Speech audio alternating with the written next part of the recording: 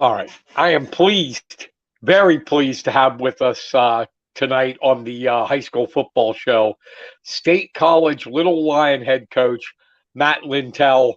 And, sir, thank you very much for coming on. I really appreciate it. No problem, Brian. Thanks for having me. Really excited to be here. Uh, Before we get into what some of the things I want to talk about, I'm going to start back, way back in the beginning of the season. Even if coaches won't admit it, if they've been doing it long enough, they got a feeling about a team. Did you have that feeling at the start of the season that you guys could be pretty good? Yeah, I think a lot of it goes back to how we finished up last year, and we made a really good playoff run after a so-so season. Where we did a lot of growing up, and that playoff run really led us into the off season. Kids did a tremendous job in the weight room, tremendous job throughout the summer, just working together.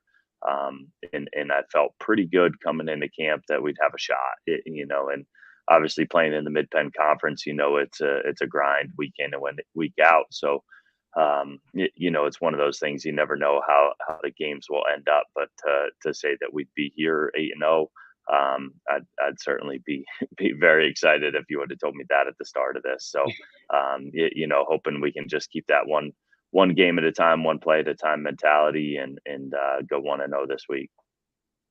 Yeah, I know you're not coaches never look ahead, and that's the smart thing to do. But don't know if you know this or not, but the last time State College had an unbeaten regular season was 2008. Yes, So I we am aware of that. Yeah. So yeah, we were close to it. I want to say in maybe, gosh, I'm trying to think of what the year was. Maybe 2019. I think it was 2019. We were 9-0 and got beat week 10. So in a close game. So again, just trying to do things one week at a time and go take care of Cumberland Valley this week. before we get to them, what do you think? Because definitely to be 8-0 in that conference that you're in, like you said, it's a grind. It's one of the best conferences in Pennsylvania football. What do you think the makeup? What is it about this team that you've been able to go 8-0?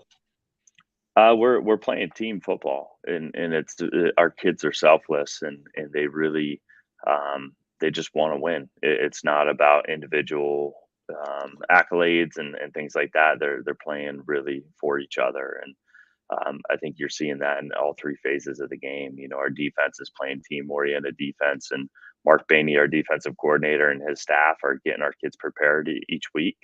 Um, and they're playing physical, tough, hard nosed defense. And we've got an experienced defensive line, and they're really setting the tone up front. And then special teams, we've done a tremendous job in trying to flip fields when we have to punt, and really just making sure you're not giving up big plays, but also creating big plays. And Ian Brandt and Kajetan Kazabowski have been huge in the punt and kickoff game, with helping us to get that done.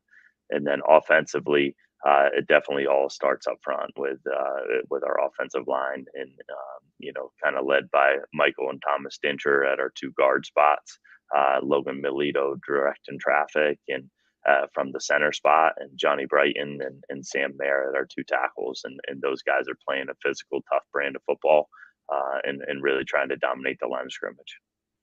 Yeah, it really does come down to that, doesn't it, Coach? You can, the skill guys, they get all the attention, but it's in that line of scrimmage where games are won and lost. How about it?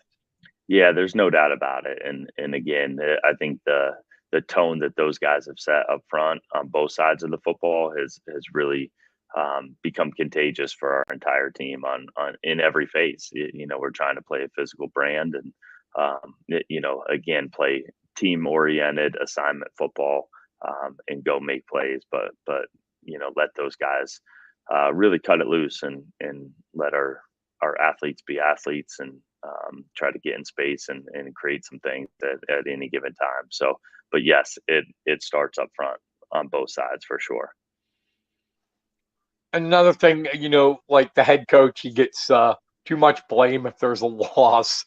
I get and a lot of credit for the wins, but you've had a like Joe Nastasi, like you said, Mark Bainey. You have a great coaching staff with you. I'm sure you agree with that. Talk Uh, about your staff a little bit. yeah, I mean, truly, I say it all the time, but I think we have the best coaching staff in the state of Pennsylvania, and with the experiences that the guys on our staff have, it's tremendous. Mark Bainey's been with our program since I was a player here, and long before that, so he's seen it from the inside and out, and his experiences are great. His son Matthew joined us last year. Matthew played at State High, played at Penn State, was a strength coach at Appalachian State and Bucknell University and Kennesaw State. So he not only brings the linebacker experience, but also the strength and conditioning experience as well. We've got a volunteer defensive line coach who coached 7 years at Butler University, and Elijah Ferguson. We've got Tyler Kaluza, our D line coach, who coached at Penn State with Larry Johnson, helping out the defensive line as a student assistant, and so just tremendous, experiences on that side of the football, and then offensively, we've got Joe Nastasi, as you said, who played wide out at Penn State, has been with our program for a while, and now is coaching his son out there, Dante, who's been a two-way starter for us. Corey Roppers, who I actually recruited out of high school. He's our quarterback coach. He's from Athens High School when I was coaching at Bucknell University. Corey was on my recruiting radar for sure, and just kind of full circle to come back to be a coach on our staff.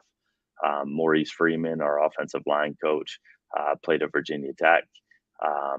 Jake Reeder is a State High alum. He's our tight ends coach, and he played at Buffalo and is a teacher here at the high school. So we're just extremely blessed, and I know I'm missing somebody or one or two other guys. Oh, Andy Woolley, our kicking coach, was a two-sport athlete at Penn State, so was a soccer player and a football kicker, and he's been tremendous, huge asset for us as well. So just we couldn't be more blessed with the guys that we have, and not just for their football knowledge, but for the way they mentor young people and try to bring them up to be the best young men that they can be. When you go after to hire an assistant coach, what are you looking for? First and foremost, we want people that can lead people and lead them in the direction that we're trying to take this program, which is about a whole lot more than football. And I think football and wins are the outcome of doing things the right way. So we want mentors. We want people that have lived it, and also people that can relate to kids, are positive influences in their lives. And so I also look for people that have far different coaching styles than I do. So to have people that come from different backgrounds and different experiences and have different personalities, I think hopefully every kid in our program can have a coach that they can relate to and feel comfortable with and approach if they have something going on, whether it's football wise or something far more important. Who did you play under when you were at State? So my 10th grade year was Ron Pavlechko. Okay, Who was a legendary coach here, and then my father took over my junior year. So I played for my dad my junior and senior season of high school. That's cool. So yeah, it was awesome. It was great. So. But you're right about Ron. Nick is his nephew. I mean, his grandson, right? Mm-hmm. Yeah. I wish we had him out on the football field. He's quite a wrestler, and yeah. I wish we could do that. Let's talk about the big thing that happened on Saturday. You went down to Severance, not an easy place to play, and beat sixth-ranked Harrisburg 20-6. And even though it doesn't take anything away from you, even though they had some starters out, to go down there against a team that was not undefeated, but ranked high, had that great defense. And it was your defense that shone, holding them to 6 points. Talk about that game a little bit and what was going through your mind.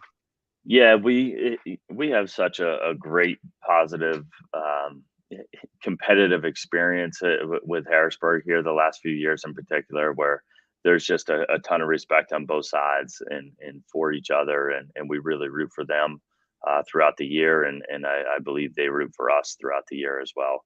And it's a real healthy rivalry that has been created, and we got a lot of kids on both sides that are friends, and I have a ton of respect for Coach Everett and how he runs his program and what he's trying to do for young people, and so it's again a real healthy rivalry that we've created with Harrisburg, and so to go down to Severance Field and get a win is always a difficult task, as you said.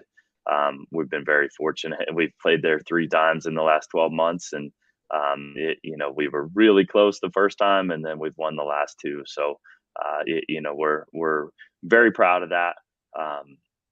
Excited to get that win in that environment for sure, in a big game, and obviously we want to set that up moving forward and kind of leapfrog from there into the next week, and just keep on doing what's working, and just that's really just trying to be present where we're at, and we talk about being where your feet are at all times, and that's what we got to do this week, and just stay on track and be really present and focused on each given play that we have the opportunity to make. Do you think your defense is being overshadowed? Because we'll get to him in a minute. People talk about Sheffy and your offense, but your defense is, I mean, definitely putting pressure on the quarterbacks. 18 sacks this year, and 8 interceptions as a club, and then Harrisburg scored 6 points in the first quarter, and then that was it. Goose egg. Do you think your defense is underappreciated a little? Defense wins championships, so I am. They're not underappreciated by me at all. I will say, and Mark Bainey, as I said before, is our D coordinator. He's the head coach of the defense, and so he runs it, and those guys do tremendous amount of work to prepare our kids. The amount of film study and just practice time that they put into the final product that you see on Friday or Saturday it's unbelievable. So again, I'm forever grateful for those guys and the work that they do, and for the effort of our kids. They're certainly playing at a high level right now, and we got to keep getting better and keep improving, and not giving up the big play. But our kids are certainly worthy of getting the respect, as you're mentioning. But that's not why they play this game. They play for each other, and I think the internal gratification of going out there with their teammates is plenty. So while the attention may fall elsewhere, I think the wins are what these kids really, really, truly care about. Right, and the game plan you had for Harrisburg, what would you grade your team on how they performed with following the game plan? Yeah, are you saying defensively or all Both. around? Yeah, I mean, we kind of went into it saying, first and foremost, we have to win the special teams battle, and certainly I know that we did that, and we had to be able to flip the field and not give them a short field, and that's critical. So our defense gave us the short field numerous times, to be able to help our offense get into positions where we could put points on the board. So from the first series of the game where we got an interception on play 5, we came out and Harrisburg was in a little bit different of a defense than they traditionally run against us or anyone else. So it took us a little bit to get going there. So they kind of stalled us there that first drive, but our special teams got points on the board. So again, I think our kids really executed the game plan extremely well from a defensive side, special team side, and then offensively we had to adapt, and because they came out with a completely different look than what we had prepared for. So our kids had to adapt and progress through that. That's interesting. What do you what's going through your mind when you've seen film and planned for an offense and a defense, and they come out and show something different. It happens quite a bit. So, you got to get used to it and be ready to adapt. And again, our kids are tremendous. To be able to get the offensive line on the sideline together, the benefit of having film of the game live on the sideline is huge. So we can sit there, watch the film, get on the whiteboard and coach them up. Once we got things settled in, the kids adapted and we were able to progress down the field. And really that showed in the fourth quarter. We were up 2 scores, had to play some 4-minute offense. And I think we only allowed Harrisburg to have 6 offensive plays in the entire fourth quarter. So, wow. Our kids really dominated the line of scrimmage and moved the ball down the field, ran the clock. And, we were able to play 4-minute offense instead of having to, play a little bit more high risk offense with being up 2 scores. I got to bring up Sheffy now. I watched one of your games on the NFHS network that does a lot of the streaming. I've watched a couple of your games. That kid, for a freshman, really hits the hole fast, and he's got great vision. And that's something you can't teach. No matter what, you can't teach vision and instincts for a running back. Talk about him for a minute. Did you know coming up that he was going to be like this? You never know what a ninth grader is going to do when the lights are on a Friday. Coach? But to say that I lost him. Oh, you got me? Yeah, I got you. Okay, all right. I said to say as a ninth grader that I would have anticipated that he may be just shy of 1,000 yards after 8 games. I would say I would hope for that and not be surprised because I had seen enough of him throughout the last couple of years of middle school football. He played 9th grade football last year as an 8th grader. I said after watching some of that film that he probably could be our starting running back as an 8th grader. Wow. So he's certainly a very talented kid. And I think, as you said, he's very natural with his skill set, but he studies the game. And I think that's where a lot of this comes from.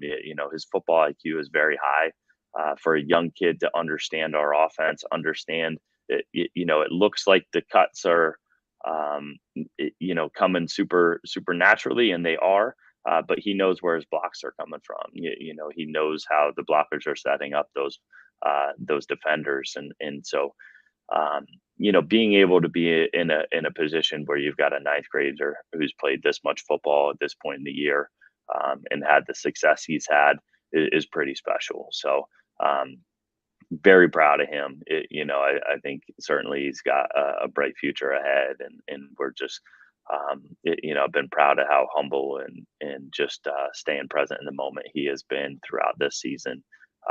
He's never too high, never too low, and just goes out there and gets the job done. So the kids up front really believe in him, and they have no problems selling out and just trying to do their job to the best of their ability because they know he's going to give tremendous effort as well. I think as a young kid it's one thing to be an athlete in space. It's another thing to get the tough yards. And he's had some games throughout the year where he's had to get the tough yards. And this Harrisburg game was certainly one. Downingtown East and Carlisle, there was a few games in there where he had to run and try to get those extra yards. And it's not just open space that you're running in. So, he's done a great job with that. Again, he's a threat out of the backfield as well. He's got tremendous hands. He played slot for us all summer in 7-on-7. So he's done a lot of different. He's got a very broad skill set for a young kid. So we're extremely excited about him. I'm glad you brought that up because a lot of people just look at these really stud athletes and think, oh my God, it's like they're born that way. It's natural ability. And yes, some of it is, but they put in the work too, don't they? That people don't see. Yeah, I mean, if you don't, then somebody's going to catch up with you for sure. And I kind of talk with these kids all the time. I remember watching Saquon Barkley at Penn State's practices, and even when he wasn't in, he was going through his footwork. He's in the back. He's taking mental reps. He's asking questions on every play. And that's the example of somebody who is going to reach as close to their max potential as possible. So um, there's a lot of kids with talent. And I think to separate yourself, you have to outwork the other talented kids. You have to have some of that natural talent to begin with, but then you got to outwork people. And I think Tay's on a great track to do that. And I think it starts by doing the right thing in the classroom, doing the right thing in the weight room, doing the right thing, socially and character wise, and then adding adding those things into your talent, and adding those things into tremendous work ethic and a football understanding, and then you've got something really special. So again, we're proud of where he's at, and he's got a lot of room to continue to grow.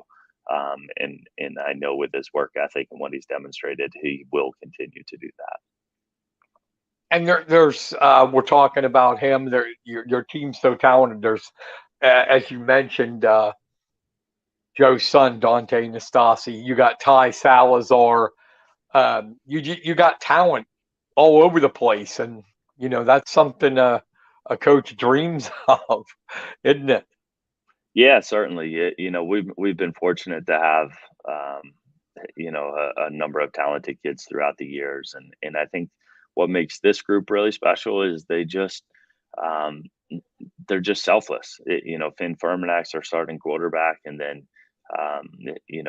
if a guy at wideout's tired, we put Finn in at wideout, and Owen York in at quarterback, and Finn goes out and makes plays. And it's just it's a group of kids that just care about each other. They don't care about their stats. They don't care about the only stat that matters is going and getting that win.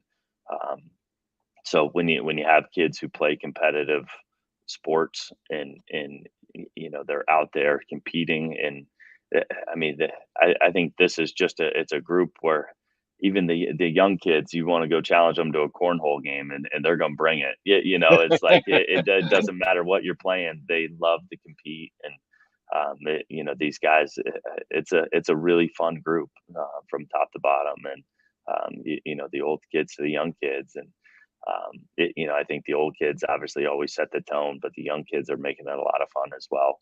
And as they keep stepping up week in and week out, and just growing in their efforts as well.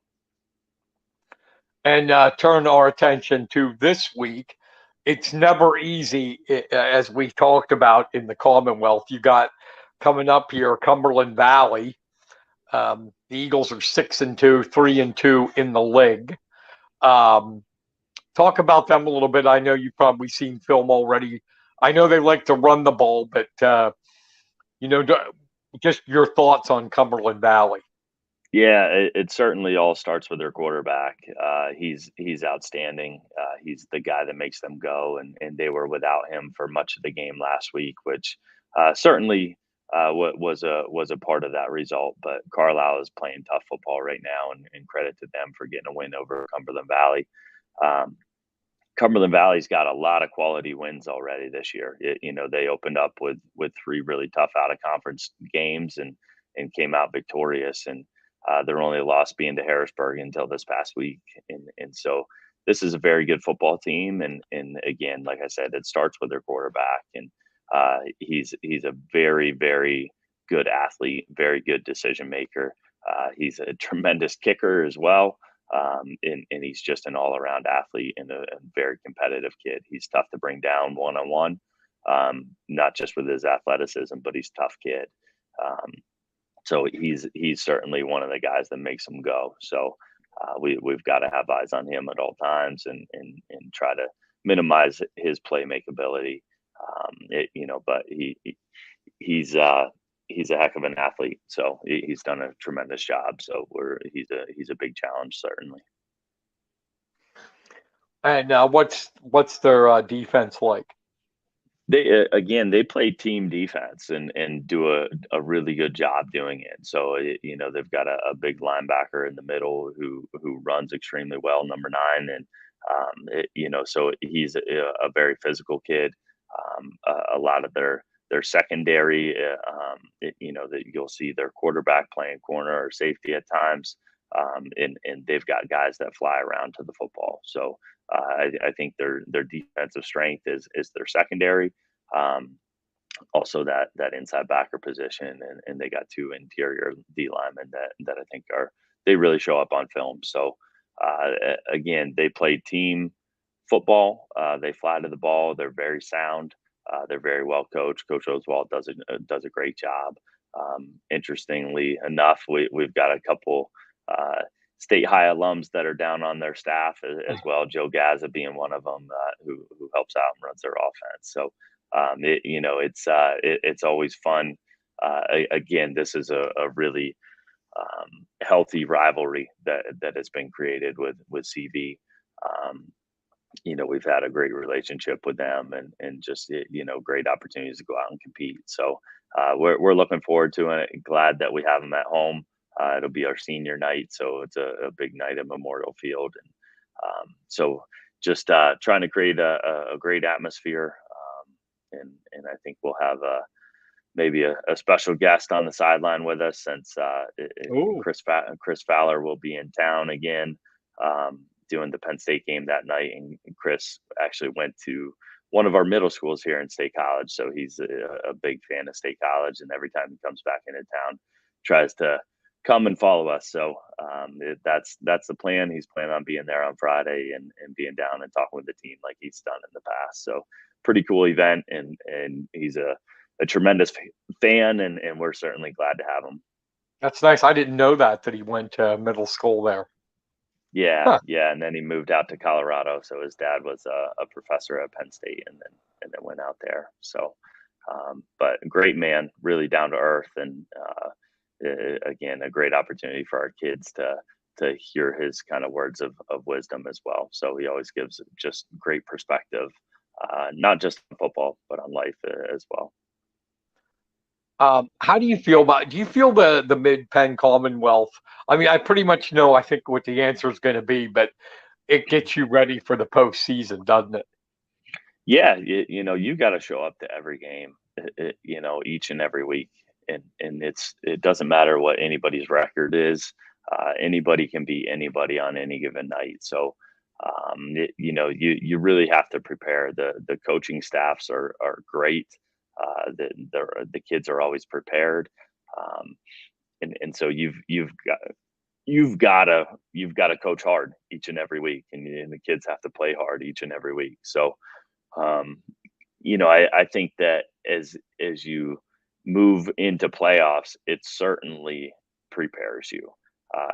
You've seen tremendous athletes. You've seen big offensive linemen. You've seen guys that can play sideline to sideline on defense, and so um, as you get into a playoff run, the kids don't get kind of wide open eyed and nervous about what may happen. So they've seen kids like that before, and that helps to prepare them for just going out and doing their job. So I love our conference. I think it's tremendous. I'm grateful to be in it, and I think the Mid Penn does a great job.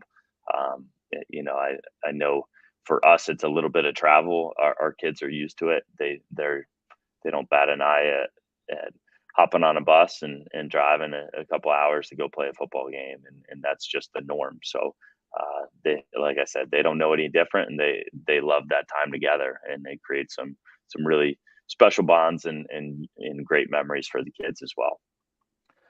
Do you set goals for the season, or are you like Nick Saban, the process, one play at a time, one game at a time, or are you Yeah, a goal setter?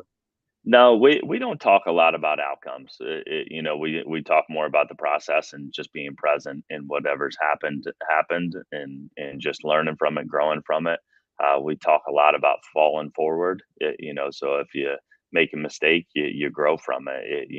And making sure that we know we're going to make mistakes, and I tell the kids I'll make more bad calls than you'll make bad plays, and so just being able to grow and learn from those things, and let them go out and just play the game and have fun, and let the outcome take care of itself. We really, I think we certainly talk about process things more. We talk about leaving people better than you found them. Leaving locker rooms better than you found them, leaving the buses better than you found them. And I think when you're adding up and doing all the little things the right way, then the big things take care of themselves, and the wins are the outcome of working hard in practice. We talk about being able to always control your attitude, your effort, and your focus. And if you can do those three things in everything you do in life, then the outcome's going to be successful.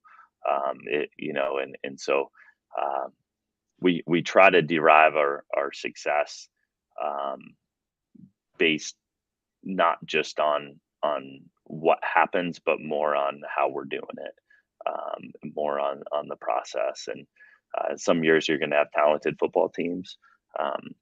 Some years you may not have as talented of football teams, but I think if kids are growing, and trying to become citizens of integrity and empathy, and try to make the world a better place, then we're doing something right, and you can still have a really successful season, even if it's not always the outcome on the field. So, but I believe truly that if you're doing those things the right way, the outcome is going to come for you. And being an offensive guy, what's your philosophy offensively? What do you want to do? Yeah, and I don't want to get offended by the offensive guy comment. So I was a defensive player, played defense in college, and then and then I've I coached didn't mean offense that my in whole life. a No, I know. derogatory way. Hey, I have to pause really quick. I'm sorry. Okay. All right, let me pause really quick. Sorry, she just stepped out. She's right there. Sorry, I'm in an interview.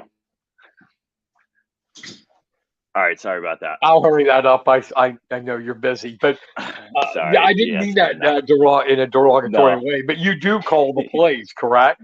I do call the plays. Yes, I am our offensive coordinator. So I just, from a guy that grew up as a defensive guy, I played defense in college, and then when I got to Bucknell University, I started coaching offense and started That with the seems wide like it receivers. would help you.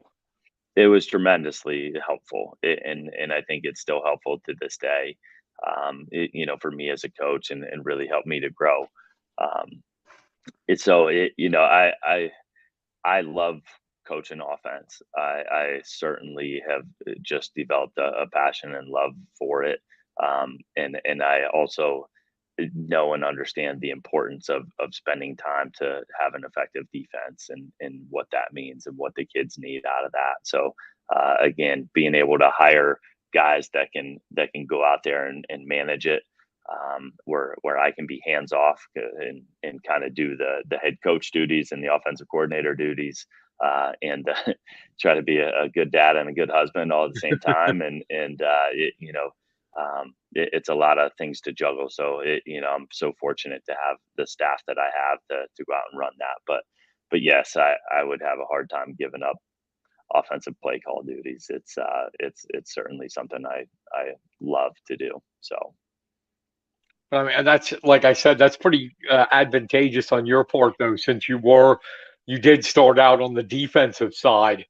So, you have that understanding of the defense and offense, both the concepts. So, yeah, for sure. I think knowing how the defensive side is looking at things certainly is helpful as an offensive guy, and and constantly, the more that you learn about this game, the more that you learn that you have a lot to learn, and so. As much as I'm trying to study up on offensive schemes and things like that, I'm trying to learn defensive stuff as well, so I can grow and learn, how to operate against it. And so that's one of the things that I love about football is it's the learning never stops, and it's just a constant growing opportunity. So not just for the kids, but for the coaches as well.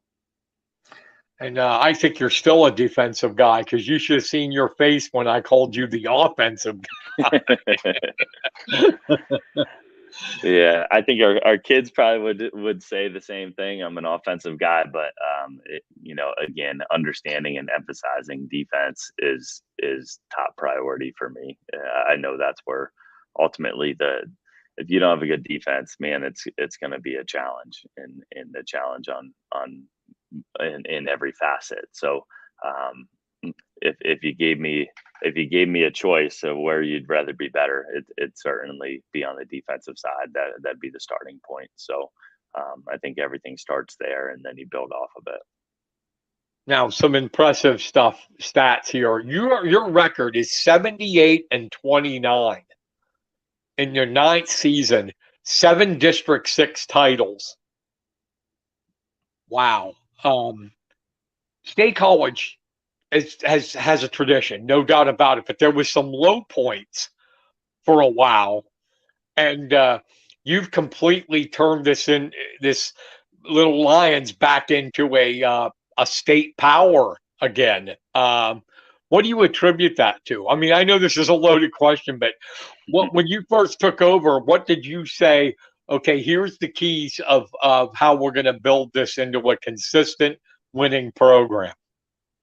And I think as you said, there's a huge tradition at State College High School, going back to Jim Williams in the 70s, who then went on to coach at Penn State, and his grandson is my D-line coach now. And then Ron Pavleshko, who coached here for a number of years, for 20 plus. And then my father took over and coached for 8 or 9, and then Al Walski for 10 years. And I got to be a part of, Coach Pavleshko's years as a player, my dad's years as a player, Coach Walski's years. For 3 of those, I was an assistant for him. So to be able to have kind of that background knowledge of State College as well, I think has been a huge part in my growth. And then, the guys that I got to work with when I coached at Bucknell University that are, all throughout the country right now, coaching, most of them still coaching college football at various levels and various schools.